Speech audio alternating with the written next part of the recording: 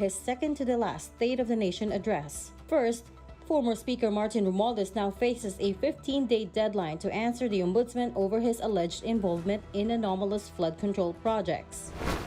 Then, big questions being raised over some of the Zona's biggest promises, especially tax relief, and the scrapping of system loss charges.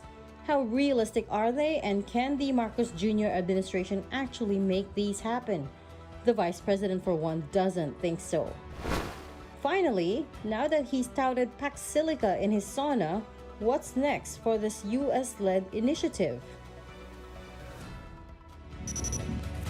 Good evening, I'm Regina Lay, standing in for Ces Drilon. We begin with the Ombudsman going after former Speaker Martin Romualdez over the flood control scandal. This comes a day after President Bongbong Marcos mentioned in his fifth sauna that his cousin would soon be charged. The Ombudsman now also holds documents from Senator Ping Lacson, who has claimed that there are anomalous infrastructure projects in Taguig City, the political stronghold of the Cayetanos. Mobile journalist Mary Mon Reyes with tonight's big story. The Office of the Ombudsman has ordered later Representative Martin Romualdez to respond to the corruption complaints filed against him. Assistant Ombudsman Miko Clavano said that their preliminary investigation team had already issued an order to the former House Speaker and his fellow respondents. They were instructed to submit counter-affidavits or sworn statements in response to the complaints filed against them within 15 days. This is still related to the involvement of Romualdez and others in alleged anomalies involving the government's flood control projects. The Ombudsman's move comes barely a day after President Bongbong Marcos announced in his State of the Nation address that multiple cases will be filed against his cousin and once Lord of the House of Representatives, Martin Romualdez. Dumating na tayo sa punto na ayon sa Ombudsman ay malapit na ang paghain ng patong-patong na kaso laban sa dating Speaker. Masakit man sa akin ito, ngunit kailangan nating gawin ang tama. Hindi ako pangulo ng aking pamilya. Hindi ako pangulo ng aking kaibigan.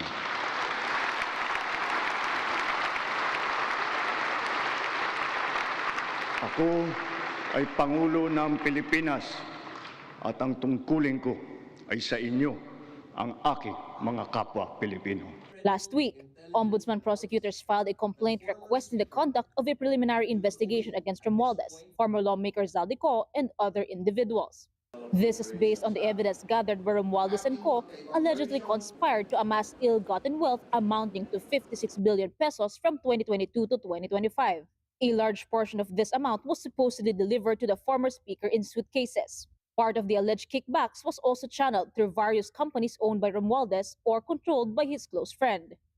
The money was allegedly deposited into 5 companies. These companies are reportedly owned by Romualdez's friend and fraternity brother, Jose Raulito Paras.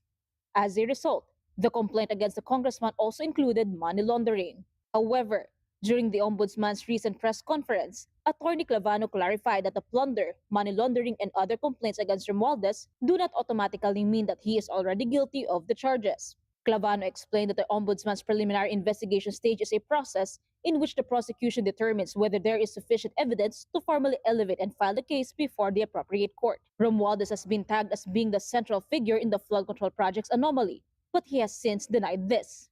The Ombudsman, however, welcomed President Marcos' statement allowing them to carry out their mandate and follow the evidence in their investigation. That does not spare the President's family, friends, and relatives. The Ombudsman said this is how accountability should work: no favors asked and none given, and that it will press forward with investigations without fear for as long as the evidence and the law allow. Now, aside from Romualdez' case, the Ombudsman could have another corruption case in its hands. Senator Ping Lacson has submitted to the office documents and testimonial evidence he gathered into alleged anomalous infrastructure projects in Taguig City. These will serve as the basis for a possible motu proprio investigation. Lacson emphasized that the possible cases being looked into include plunder, malversation, and violations of the Anti-Graft and Corrupt Practices Act. Among the alleged irregularities are ghost projects, double allocation of funds, and falsification. Lacson also estimated that the value of the infrastructure projects in question has already reached 14.4 billion pesos. According to the senator, what they uncovered in Taguig is more serious than the alleged anomalies involving flood control projects in Bulacan. Recall that Lacson brought up the issue after Senate Minority Leader Alan Peter Cayetano criticized his wealth. Taguig City is a known bailiwick of the Cayetanos. In his Facebook Live Tuesday, before the Senate plenary session started, Cayetano called Lacson's accusations malicious. Nevertheless, Cayetano said he will answer the allegations through the proper process and forum and reiterated his family's clean track record in governing Taguig. Alam niyo ho ba kung ano malicious? Malicious is mali, meaning wrong, pero delicious. Ibig sabihin, masarap pakinggan. Kaya malicious. Honestly, nagulat ako na i-compare sa Bulacan kasi napakalayo. Witness ang buong kababayan namin sa Taguig at lahat ng nagiging bisita ang produkto ng good governance for wala pa naman 20 years, no? 2010 till now, and ako 1998 till now bilang congressman. At makikita nyo naman po talaga yung development. Kapatid mobile journalist Marymon Reyes, we are One News. A day after his fifth State of the Nation address, President Bongbong Marcos went around the Davao region, which is of course a known bailiwick of the Dutertes. The visit is for his program Bawat Bayan Makikinabang, where he distributed rice and other assistance to farmers. In Davao de Oro, Marcos gave 200,000 pesos each to more than 500 barangays in the region. The president then visited the Davao de Oro Provincial Hospital, which was damaged by the magnitude 7.8 earthquake in June. He gave 147 million pesos for the hospital's repair. Lastly, Marcos also went to Peoplesville, a government housing project in Barangay Riverside, Davao City.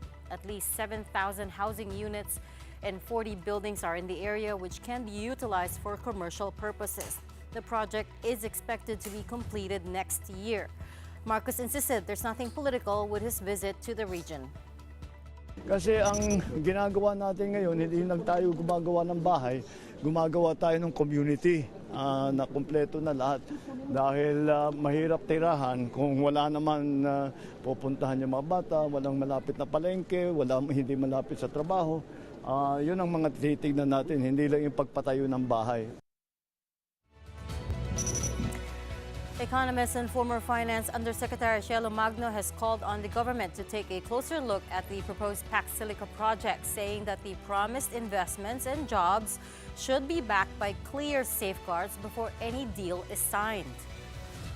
In an interview with us on Storycon this afternoon, Magno said the government should clearly define why it considers Pax Silica a, quote, game changer. That includes how the AI hub will deliver high-quality jobs, enforce environmental standards, and benefit Filipinos beyond the reported $70 billion investment. She also said the country should revisit its mining tax regime first to secure a larger share of mining profits and require technology transfer and stronger links between the project and local industries before it's all operationalized. It's easy to promise jobs pero ano ba klaseng mga trabaho yan? Because for example, there can be thousands of jobs created sa construction level kapag tinatayo pa lang yung economic zone. But talking about high-level jobs, yung mga highly technical jobs, ilan ba talaga yan? Because AI data centers are not really job creators. Kunti lang yung ginagawa dyan kasi ano na yan automatic na yan, diba? So, how many people do you really need to run a data center? Baka naman janitorial services or auxiliary services na talaga yung mapuproduce natin. Kaya, napaka-importante na bago magpirmahan, kahit framework pa lang, malinaw dun sa framework na yon kung paano nga ba tayo magbebenepisyo bilang isang bansa. Malinaw kung ano yung mga requirements in terms of resources, energy, water na gagamitin para dito at anong technology yung gagamitin nila para ma-minimize yung damage so that klaro sa atin kung beneficial ba o hindi. Also on Storycon, we asked the Energy Regulatory Commission about their involvement in the hub, but it didn't seem like they were already in the loop at this stage. But ERC Chair Attorney Saturnino Juan said any new power plants built to support Pax Silica will have to secure approvals from the agency first. Wala kaming aktual na mga impormasyon o datos kung ano talaga ang kakaining kuryente ng Pax Silica. Pero siyempre makikipag-ugnayan tayo sa Department of Energy para alam natin kung ano ang regulasyon na kakailanganin. All right, let's break down today's developments with our resident geopolitical analyst Richard Haydarian. Good afternoon. Good evening, Richard. Good evening. Yes, yes. I know I said geopolitical analyst, but really I should extend that now because now Blogger, you're also, yeah. you took a course in economics now, so you understand the economic and side public of it. policy, yeah. So let's string it together. May geopolitical aspect din kasi itong Pax Silica, which isn't often talked about, and that is that the U.S. is making a big push for it because it wants to diversify away from Taiwan.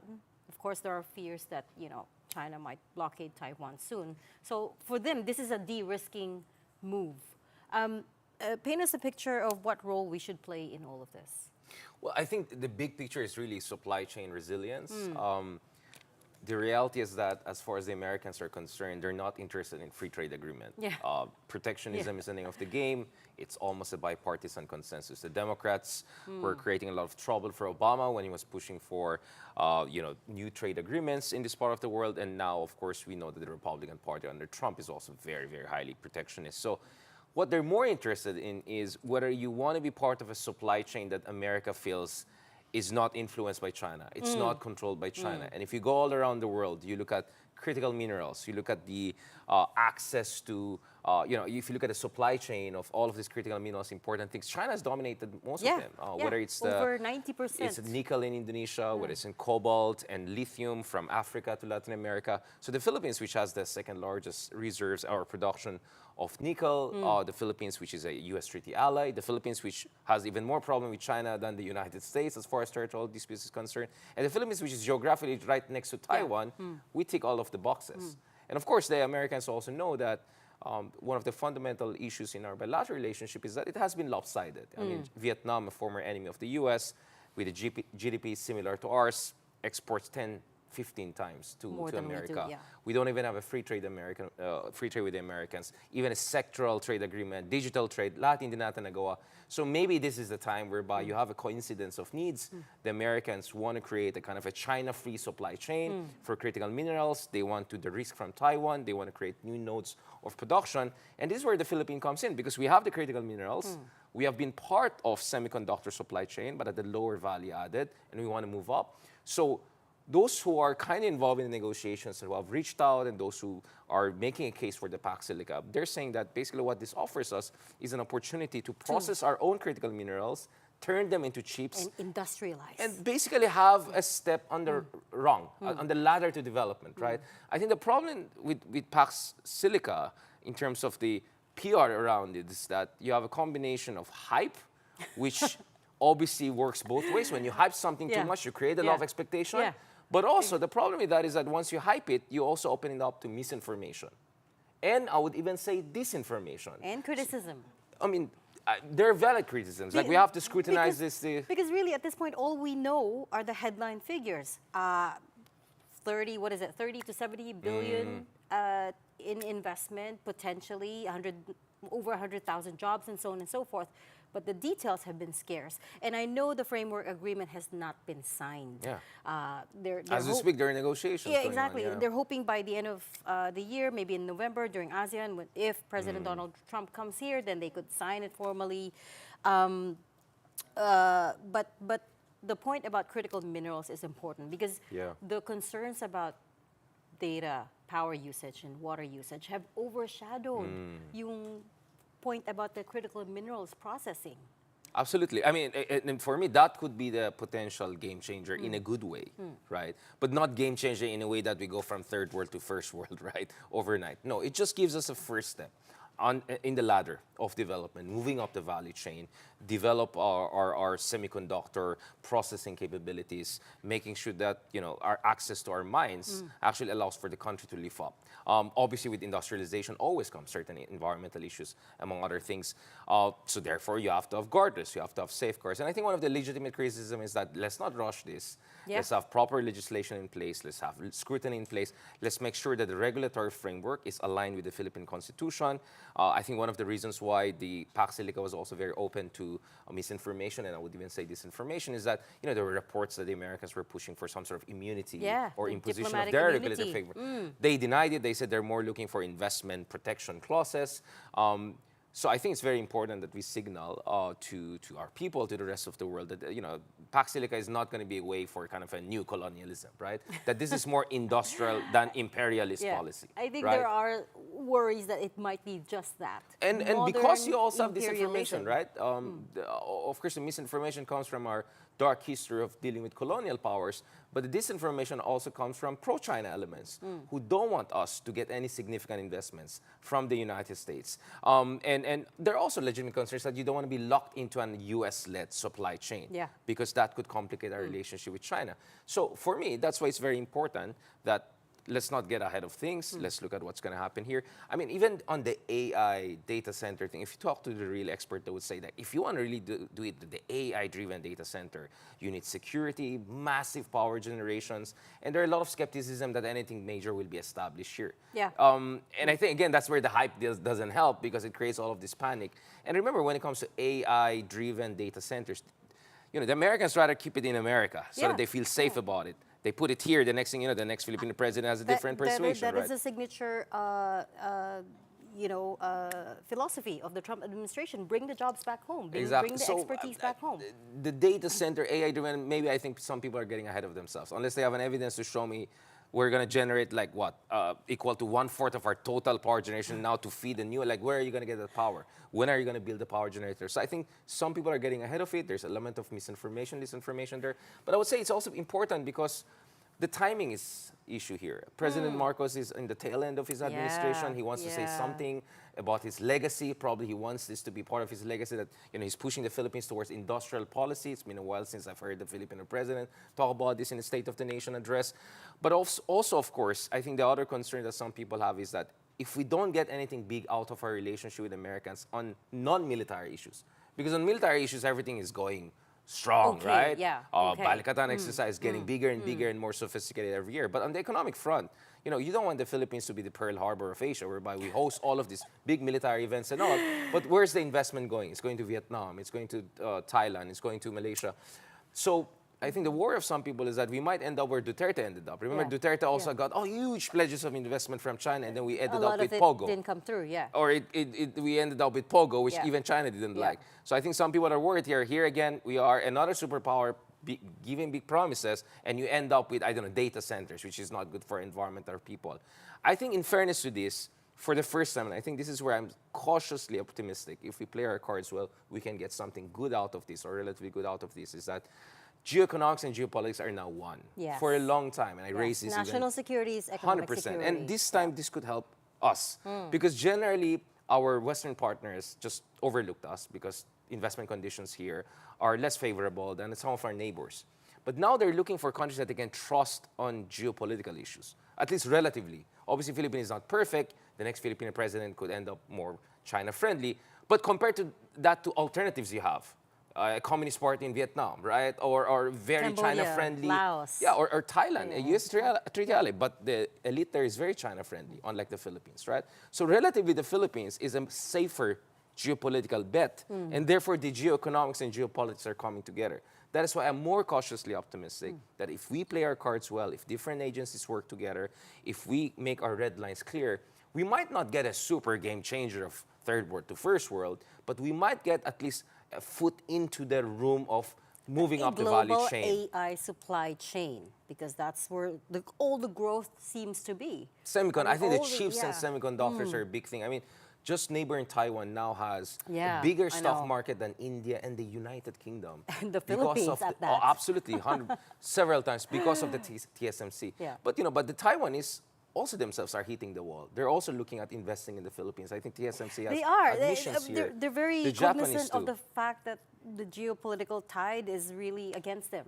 And I think there's a lot of worry. But of course, they want to still remain important. The last thing I want to say on this point is that another reason why I'm cautiously optimistic is because I feel the Pax Silica is part of a bigger thing. That's the Luzon Economic Corridor. And if you look at the Luzon Economic Corridor, it's also part of a bigger thing, which is not only the U.S., the Japanese want to go big in the Philippines because they see an alignment of interests. For demographic reasons, they see the big markets here, right? For supply chain reasons, they see diversification towards the Philippines as something reasonable. They're helping us to build our public infrastructure. The Europeans, who are getting closer to us on the security front or are worried about China or China domination of critical critical mineral supply chains, they're also looking at the Philippines, right? So this is a time whereby the world is giving us a second look, especially major industrialized democracies. So we have to play our card well. Yes, President Marcos doesn't have too much runway on this, but I think if he puts the right people in charge of these negotiations, we might get something good out of this. So I'm cautiously optimistic. This is not as a hype game changer, but it could give us some opening. It could make a difference if the next president doesn't go and tear up the agreement. There are also ways, and that's why I doubt. You got to safeguard the continuity. That's of why it, I right? doubt there's going to be huge investment in the next year or two, or big AI, I don't know, data center, because of course the investors. Remember, this is US. Hindi naman China to na utusin nila yung company. Diba? They can just nudge them. They can create the ecosystem for investment. I don't think a lot of these companies will go big in the Philippines unless they feel really safe about our country for the next 5 to 10 years. That's why they're looking my for sense stability. is, let's just forget about the hype and all the game changer talk and hundreds of thousands of jobs and tens of billions. It is possible that we can get a few billions of dollars in the coming years, and it's a kind of investment that could be sensible for all sides, regardless of who's the next president. Because even if, let's say, someone like Sara Duterte is the next president who's friendly to China, what is her reason to kick out a company that is not like making us super into the US military machine, right? But it's creating jobs, tens of thousands of jobs. So I think there's a Goldilocks whereby the investments will not be so big whereby it could create concerns of us getting locked into an American supply chain or big aid, but big enough for us to give an entry level access to that more rarefied world of processing of critical minerals, making better semiconductors, and then put the next administration, whoever that is, in a position to negotiate to take this to the next level. So in short, wag tayo masyadong advance mag-isip. Masyado kasi tayo nag-advance nag-isip. Opening pa lang ito. They announced it, so we want the details, right? So if you tell me that it's going to bring in $30 billion in investment, we want to see. Well, I heard that before. And the Luzon Economic Corridor was $100 billion. Yeah, exactly. Where's the $100 billion? Exactly, and the big question is, who is going to extract value from this? Is it us? Is it the US? Is it the other countries in Pac Silica? Diba? There's a very fundamental question of what is in it for them to build their data centers here, to build their AI supply chain here. There's got to be something in it. Absolutely. And my point is also there's room for our major conglomerates in the Philippines to get involved. I mean, at the end of the day, the conglomerates here also need to diversify. You know, the traditional sectors' growth is slowing down. And if you look at the BPO industry, it's also meeting a lot of challenges and headwinds. So I think it makes sense also for companies who are already big in the Philippines, want to diversify, to go also involved there. I mean, if you're talking about power needs, right? Maybe it's not AI data center, whatever it is. It needs power needs. Then you can think of a couple of big conglomerates in the Philippines who would want to be part of that. So I think this is also where there's a room for industrial policy, whereby it's not only the Philippine government talking to the American companies. No, the Philippine government corralling different Filipino companies to team up with the American companies so that this will create the long-term foundation for more manufacturing investments. That's where industrial policy comes in. And that's what I don't hear from people talking about. It's always about, tayo, kausapin natin mga Amerikano. But this could be an industrial policy. We missed the window for industrial policy making. But now is our Should have been chance. 20 years ago, 10 years ago even. But from the experience of India and Vietnam, we can see that it's still not too late for industrial policy, for manufacturing. And because of the China squeeze, because China is trying to dominate all sorts of production, we have no choice. Alam nga naman, mag-dependent lang tayo sa China, considering everything concerns risk that we have. So manufacturing is the only game in town if you want to move up the value chain, if you want to create more inclusive development, and if you want more national security, precisely because geoeconomics and geopolitics right now are fused. Teka lang, I know we were supposed to talk about the sauna, but now that you brought up China, I wanted to veer in a sort of different direction and ask you about the pure geopolitics security architecture of it. What do you think? How do you think we are handling this renewed tensions with China, so to speak? You saw there were a number of incidents over the past week. Yeah. Right smack on the week that the ASEAN Foreign Ministers meeting was being held here. And then you have Chinese Foreign Minister Wang Yi saying very publicly that he told his Philippine counterpart, which is Secretary Lazaro, the Philippines has to choose the right path or something along those lines, that the next stage of this relationship is really up to the Philippines. So it's very, still very... Airy-fairy? yeah, it's still a little bit of a hard stance. How do you think we're managing this relationship?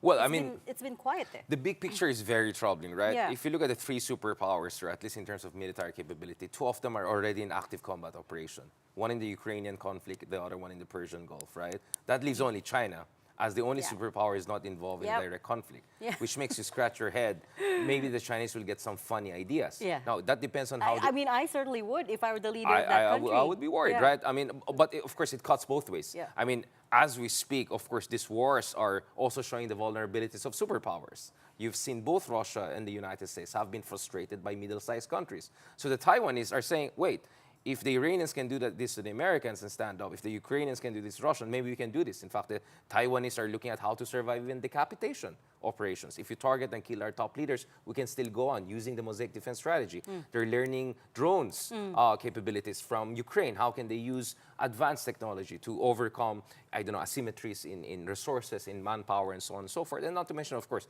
the geography is different. We're looking. It's very So different. in short, the big picture is that there's now a temptation for the other superpower to also make a move. But also, I'm not surprised that the Chinese are also careful because they also know that the others are also learning from the successes of the Ukrainians or the Iranians against much more powerful country. So I think what's happening right now again is very tactical situation, right? On the part of the Philippines, we don't want to do anything big. I mean, we're frustrated with the U.S. I mean, you know, the conflict in the Hormuz Strait is affecting us, our seamen, millions of Filipinos in the Gulf region. Our economy is We're battered. getting hit by tariffs and it's still. going to get even worse. And then they're putting on tariffs. At the same time, we know we need the Americans on the military front. They're still our ally, right? So I think on the part of the Philippines, you don't want to do anything big because you're still hoping the Americans show reassurance. So on one end, it is reassuring because I think it was the American Coast Guard, which was just over the horizon and helped one Yeah. of our Navy, servicemen who was injured by the Chinese.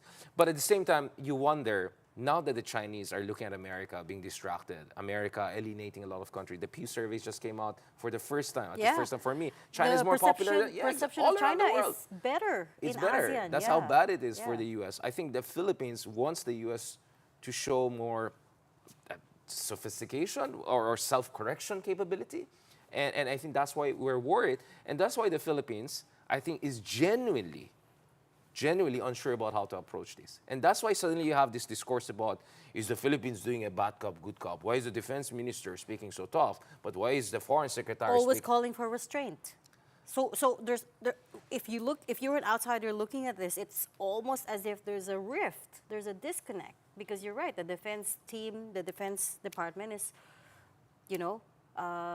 very firm on China, and Secretary Gibo himself is very assertive. That's what happens when you have a president which has a non-ideological and tactical approach, right? So it boils down to So if you look at that. President Pinoy, he was very clear. I mean, like, China is the enemy, right? Let's get the help of everyone we can get. Duterte, complete opposite. China is not the enemy, and the South China Sea issue or West Philippine Sea issue should not define it. With BBM, he's very different. He's very tactical about this. So for me, that creates a genuine space for disagreements to emerge. Because the DFA instinct is always engagement. The And DFA will restraint and diplomacy. And DFA would Yeah. say, oh, you can bash all of this, whatever notification, whatever mechanism. But look at it, since 2024, no conflict, major skirmishes happened until recently. The DND could say in the complete opposite, well, if we didn't give them any idea that they had any leverage in here, they wouldn't even be there to bully our people. And by the way, we are the ones on the front line, and we're paying the price, including Exactly. the defense secretary who's getting visa restrictions Yeah, and I other know, for sanctions. himself and his So family. honestly, I don't think this is good cop, bad cop, and I think this is a genuine disagreement on how to deal with the rising China, while there's a big question mark about America's commitment to this part of the world. Yeah. But what makes it even more difficult is that if you look at how the Trump administration treats the Philippines, it's, for the lack of better term, strategic compassion. We're probably the only U.S. ally which is not bashed by Americans. If anything, they keep on saying, look at the Filipinos, they punch well above their weight, they have limited resources. We're a model ally to the Americans, at least for the Trump administration. So this is where you can see there are many mixed signals here, and the Philippine government is trying to just... Exactly, it's You have working its way through. State Secretary Marco Rubio here just last week saying to President Marcos that President Trump holds him in high regard. So on the one hand, you have that, but on the other, why are we not exempted from these very arbitrary tariffs as an ally, as one of their oldest ally in Asia, right? So there's those questions. Well, the Singaporeans also got that, and they were insulted. And 'cause, DFA, by the way, what was I saying about that? There's also questions about that provisional agreement, the so-called provisional agreement that the notification thing, yeah. that China says that we worked out with them, but to this day we haven't seen the details of that. Yeah, it That looks can't like be there good, was. no? Yeah, it looks like there was an understanding that turned into misunderstanding, right? The thing with having, because it's very possible we have an understanding whereby the Chinese interpret it as, oh, they're gonna get our permission by basically notifying us. Our understanding was that it's just an FYI. Yeah. Just so that there's no drama, but it's Hey, none of your just business. We're That traveling thing this worked route. until we're in the world right now, whereby, as I said, 2 out of 3 superpowers are engaged in active combat operations, right? And that's where probably there are elements in China, not probably, you can see it, who are saying, why not we test the waters? But then again, they're not conducting kinetic action. There's no shooting yet, right? Gray but zone. the gray zone, the shades of the gray zone becomes darker and darker and getting Yeah. closer and closer They're- to actual skirmish and combat operation. And that's why I am still very, very worried about this. Having said that, I think earlier this year there was a hope that there will be enough stabilization in bilateral relationship. I mean, I had a conversation with the new Chinese ambassador earlier this year. I mean, they were very realistic. We just want stabilization because probably they were hoping Xi Jinping will come here in November. Trump will come here in November also. And then there could be some conversation, Philippines, US, and China. But now I don't know. I mean, you could see the situation is very, very It was difficult. quiet for several months early this year, I have to say. I can't remember the Was last it? incident. Ronald was- Llamas, all the no. Chinador thing and all. Like that didn't Well, help. I mean, there Yeah, noise, were yeah. incidents, but nothing Yeah. quite like what we saw last week, wherein there was the water cannoning twice. Yeah. There was the incident the with baton, the head. yeah, yeah. They bashed one of our officers' heads. Yeah.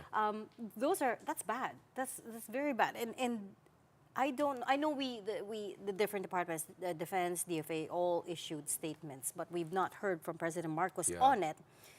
He didn't name China in his SONA, even though everybody knew who he was talking Yeah. about. So, in terms of ideological foreign policy, I'm just wondering, where do we stand Yeah. here? It's not clear to me.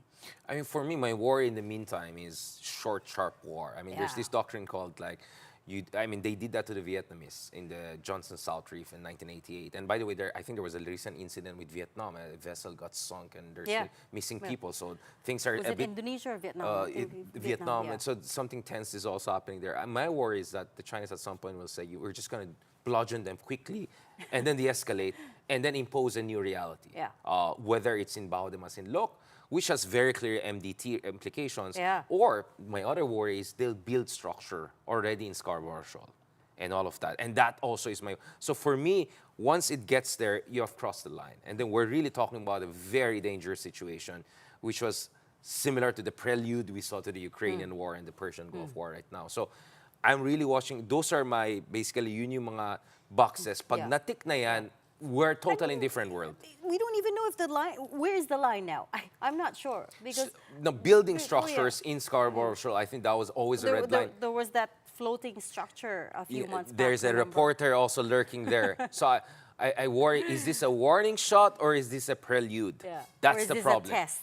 Which a test means balloon. Like, let's see how they react. Well, they always do the test balloon. That's Yeah. the salamis. But this is where also it matters, and this is where hirap na hirap tayo, Yeah. because we're not happy with the U.S. on certain fronts, whether it's the ill-conceived war right now in the Persian Gulf, or more important, this new tariffs they're putting on us and all Yeah. of these things.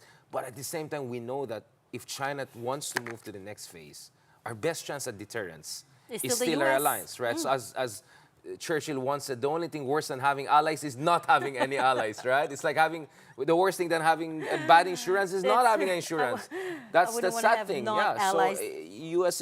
gives us headache. We give them headache, but not having allies is not an option for us at this point in time. Cautiously optimistic. That is how I describe you. We'll leave that there. Thank you you so so much much. for explaining all of that. Geopolitical and, well, now economic analyst as well, Vlogger, I guess, analyst, and vlogger. vlogger and host Richard Haydarian. You are watching the Big Story in One News. When we return, we have the rest of the critique of President Marcos' State of the Nation address. Stay tuned. konti ako nanood ng SONA. I truly believe it is a waste of time of the Filipino people.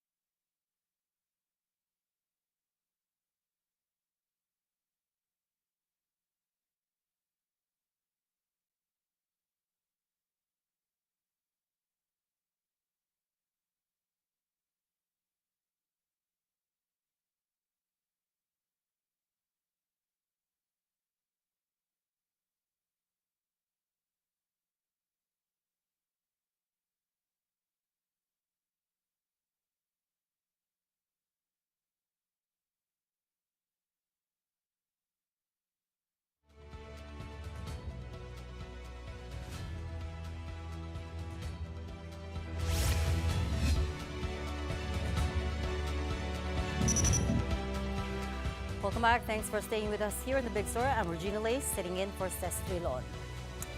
Opposition senators delivered their counter speeches a day after President Bongbong Marcos's State of the Nation address. Among those raised in the so-called Contra Sona were issues over unprogrammed appropriations and the lack of strong provisions for rural development, the rising cost of living and slow economic recovery, as well as the lack of transparency, anti-corruption measures, and public welfare reforms. Senate Minority Leader Alan Peter Cayetano said corruption goes beyond flood control projects. Importante yung political slogans, ngunit napaka-importante po na may shared vision tayo. Huwag tayo gagawa ng goals na hindi naman kayang i-achieve dahil pambobola lang yon. Cayetano also called for justice for Senators Bato de la Rosa, Jinggoy Estrada, and Rodante Marcoleta and urged that they be allowed to attend the impeachment trial. De la Rosa is in hiding, of course, because there's an ICC warrant out for him, while Estrada and Marcoleta are in detention over plunder charges. There are system changes that can help our country, but it won't happen kung may problema tayo sa demokrasya. Sabi ng Pangulo, I am president not only of my family, and it is worth yung palakpak na binigay sa kanya. But can we add, the president is also not only the president of the administration, he is also president of the opposition. For her part, Vice President Sara Duterte criticized President Marcos's report. Duterte had already said she did not bother to watch the SONA, calling it a waste of time. Wala naman siya napakulong sa flood control scandal eh. At saka, yung sinabi niya na mahiya naman kayo, it was a PR stunt. Huwag niyo na i-expect na makulong niyang dating speaker o mga members ng House of Representatives. More critique by Vice President Sara Duterte in her recent interview at The Hague. She said President Marcos made not just one but two promises to her that he did not keep. The VP said these were actually personal requests to her running mate back in 2022, which Marcos swore to fulfill. But she said, again, the president did otherwise. Dalawa lang ang hiningi ko eh. nung pumayag ako na tumakbo, katandem niya bilang kanyang vice president. Yung isa doon, buwan pa lang, hindi na niya sinunod. Wala pang 1 year. Isa lang yon. Related lang yon sa pakiusap ko sa kanya sa kailangan ko gawin gabi-gabi para sa aking mga anak kasi bata ay yung mga anak ko. Wala siyang, hindi niya tinupad. Sige, sabihin na natin, no, personal yan eh. Pwede naman hindi to pa rin yan. Okay, fine. Doon tayo sa 20 ang bigas. Tinupad ba? Hindi. May makukulong before Christmas. Tinupad ba? Hindi. Wala. So bakit pa kayo naniniwala at nanonood ng suna? Duterte also called the current administration a dictatorship and once again warned about a possible no-election scenario in 2028. Dapat tayo makialam dahil sinabi ko na nga noon, di ba, we do not know if we still have a country by 2028. And at the rate that this dictatorship is going, we do not even know if there will be elections on 2028. The palace is yet to respond to Duterte's more recent pronouncements. On a much lighter note, one aspiring inventor is a step closer to turning his big dreams into reality with support from the Department of Science and Technology. The best part? He's only 9 years old. The story from mobile journalist Denise Valdesancho. At just 9 years old, Javid Magsina already has a dream that reaches far beyond his age. He doesn't just want to become a scientist. He wants to become an inventor. In fact, one of his biggest dreams is to create portal technology. And what started as an open letter written by his mother, hoping someone would help nurture his curiosity, soon turned into an opportunity that brought him closer to that dream when the OST Batangas opened its doors to the young aspiring inventor. It was amazing. Oh my goodness. There was so much sciencey stuff, some STEM-related stuff. Javid's love for science began long before his visit. Because of asthma, he spent less time playing outside and more time reading books about programming, engineering, and space, teaching himself concepts that even adults find challenging. First of all, I tried normal kid things, but I have asthma, so I can't play that much. It's just boring, too plain, too meh. Nung nakita po namin yung open letter ni DOST, talaga pong excited siya kasi daw po may makakaintindi niya dun sa ideas niya. During his visit, Javid met with DOST personnel, toured science facilities, explored 3D printing, virtual reality, and learned how technology is applied in the real world. More than a tour, DOST saw the visit as the beginning of helping a young mind find the right environment to grow. The agency is now coordinating with the Philippine Science High School to give Javid more exposure, while continuing to guide his future inventions and, when the time comes, even help assess them for possible patents. Ang meron talaga natin for young, brilliant kids, no, ay nasa Philippine Science High School. That's the start of their journey towards becoming their future self. We are in good faith, no, that for as long as Javid will persevere, no, I don't think na magfe-fail itong manifestation namin, no, kasi talagang malayo yung mararating ng bata. For Javid, the dream is to one day invent technology that can help people. But his story is already doing something just as powerful, inspiring other young Filipinos to stay curious, keep learning, and never stop asking questions. Keep reading books and also don't give up when it seems that no one can understand you.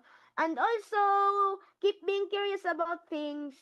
Mobile journalist Denise Valdesancho, we are One News. You're watching the big story. We're going to go on a quick break, but coming right up, the Energy Regulatory Commission warns of great impact on utility companies if the president gets his way and scraps the system loss charges. The details when we return. Keep it here.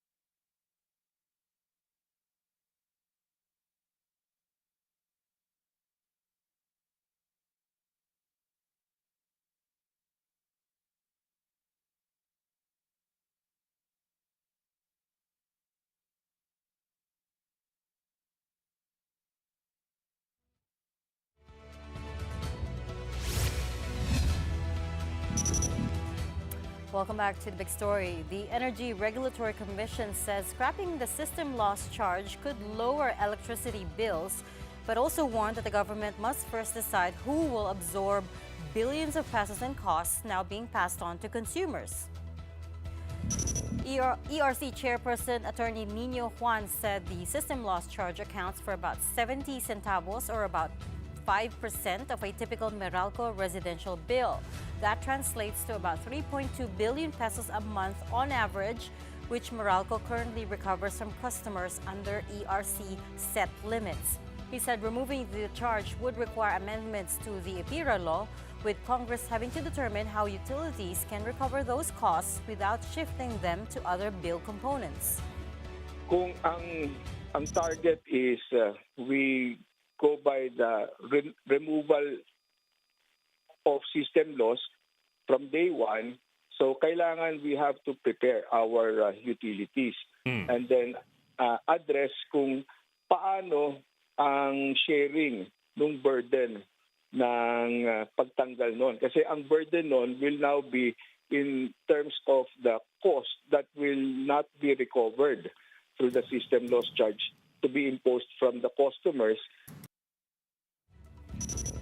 The ERC chief also clarified that system loss is not caused by theft or illegal connections alone. In fact, most of it comes from the natural loss of electricity as it travels through power lines and transformers when heat dissipates. Juan said some distribution utilities, especially in the provinces, could struggle to modernize or maintain reliable service if they are required to absorb the entire cost. Visayas and Mindanao in particular have a lot of electric cooperatives. So it will impact yung ating mga ibang distribution utilities na hindi makakapag-adapt doon sa bagong regulasyon na mawawala na yung ability nila to recover the cost relating to their system loss. So nakaka-apekto din ito sa kanilang abilidad naman na mag-modernize ng kanilang sistema, ng kanilang distribution system at maaring maka-apekto naman ito sa kalidad ng kanilang serbisyo. Earlier in the day, Meralco said it would actively participate in discussions on President Marcos's proposal to amend EPIRA. It clarified that system loss is not unique to any single distribution utility and said that it is a normal part of delivering electricity with impact on the entire power industry.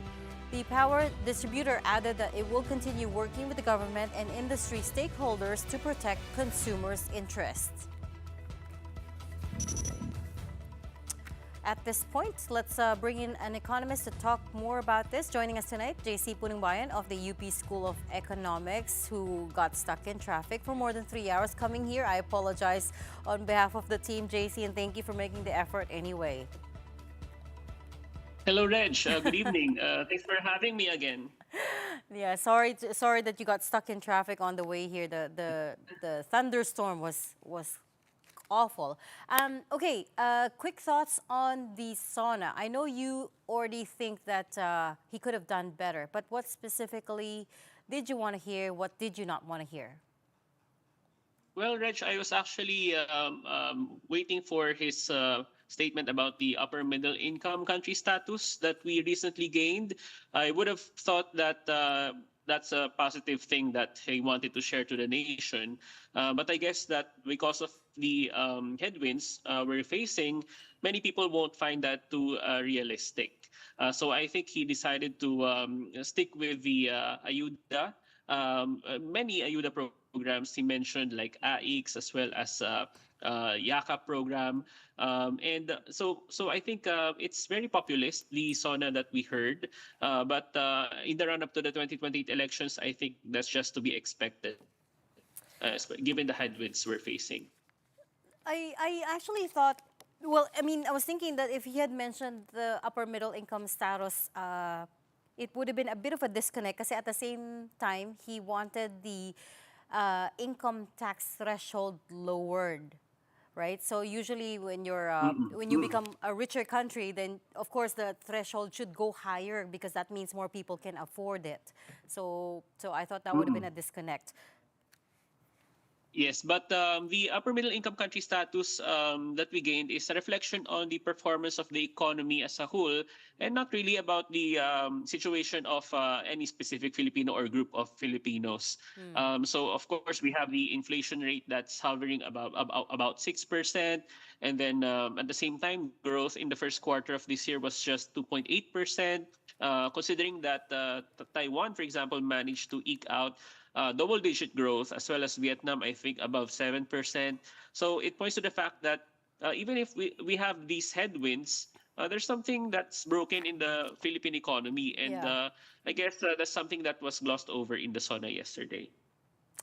So you agree it's been generally populist, no? And we were talking to Professor Sheila Magno earlier, and she was wondering where the revenue generation part is going to come in. A lot of these initiatives that President Marcos mentioned will cost money, and the deficit is already very high. Is that a concern for you as well? It is a concern because when you go back to the last time this happened with the 2018 train law, so that was similarly an exemption for those earning 250,000 and below, but it was offset by higher excise taxes on sugar sweetened beverages as well as petroleum products. But now I mean, nothing was mentioned about possible new taxes. Maybe a tax on plastic, single-use plastics, as well as further taxes on sugar sweetened beverages. But I doubt that that would be enough to offset any revenue loss coming from this new exemption. I'm also doubtful that too many Filipinos will benefit from this new exemption because many of them have already been affected or benefited from the train law many years ago. So I guess it's just a marginal contribution to the lives of Filipinos these days. Any idea? I wonder if you have any estimates yet on how much all of this will cost the country, the government, and us as taxpayers. Itong amnesty, itong lower income tax threshold, as well as the no minimum corporate income tax. What do you think all of this will cost us in the short and long run? Well, I guess we have to wait for the specific proposals coming out of Congress. I think this is a project of Ways and Means Committee Chair Miro Kimbo.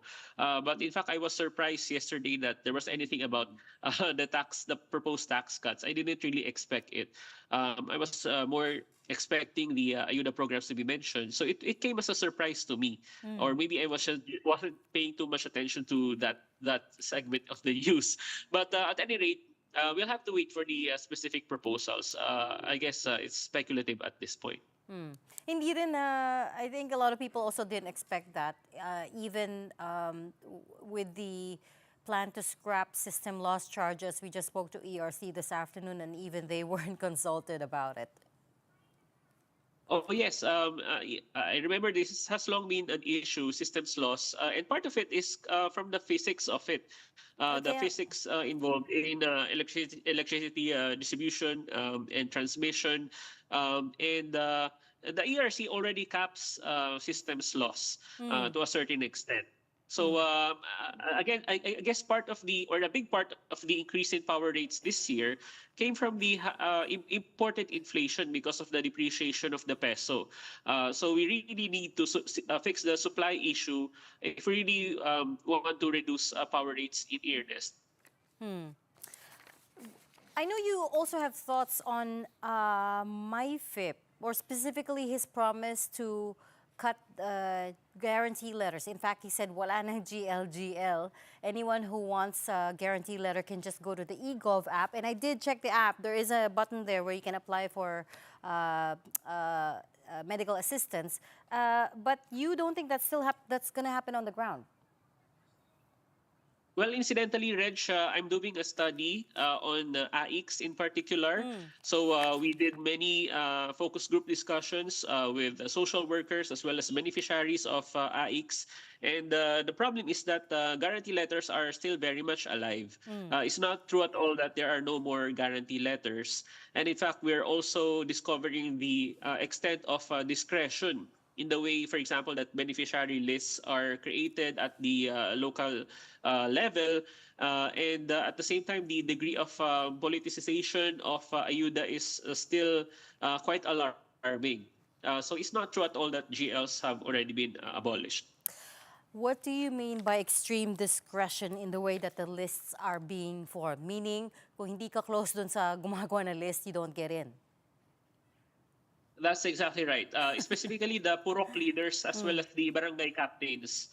The lists are populated by friends and relatives of these local leaders at the expense of people in the barangays who really need assistance.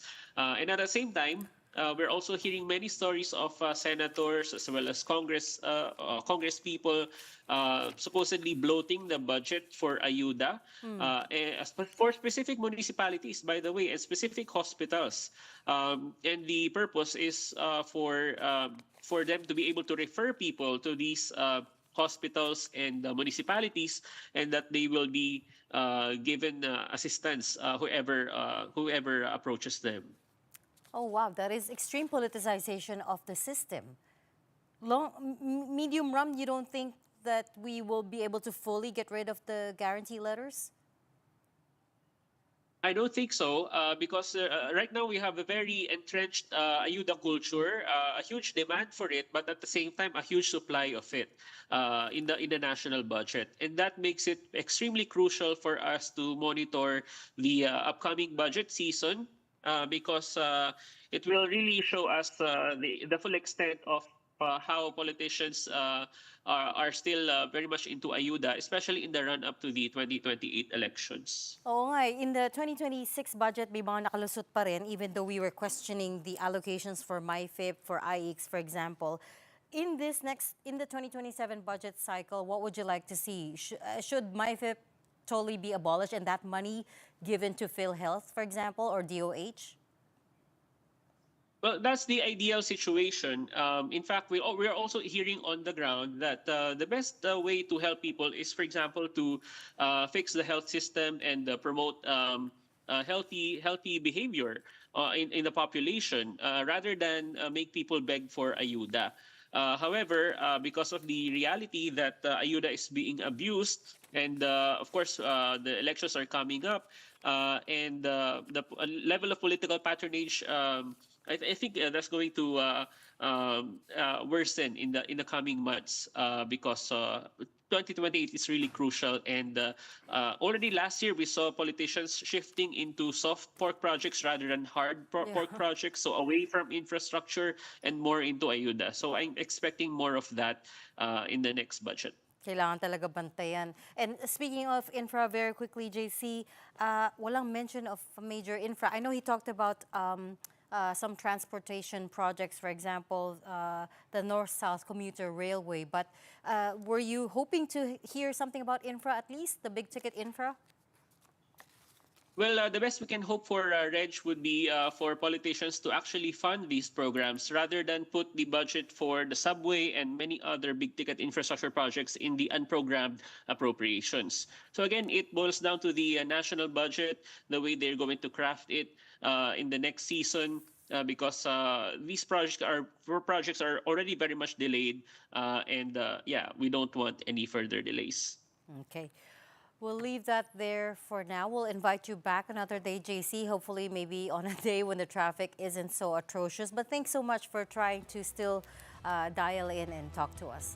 That was JC Munungbayan of the UP School of Economics. Thanks, JC. And finally, our big picture tonight. Filipina tennis star Alex Ayala begins her hardcourt season at the WTA 500 Mubadala DC Open after midnight later. Ayala will go up against 2025 world number 4 Qin Wen-Zheng of China in the round of 32. And while they previously met at the 2023 Asian Games, this marks their first main draw meeting on the WTA Tour, with Zheng holding prior titles. Zheng aims to climb up from her current ranking after recovering from a severe right elbow injury requiring surgery and rest, whilst Alex Ayala is currently ranked at a career-high world number 28. So catch Alex Ayala in action live. That's in 4 hours at 1 a.m. Manila time on Premier Sports 2, available on Signal Channel 273 HD. Again, that's 273 HD. And those are the big stories this Tuesday, July 28. I'm Regina Lay, kapatid. We are One News, your side all the time. Have a good night.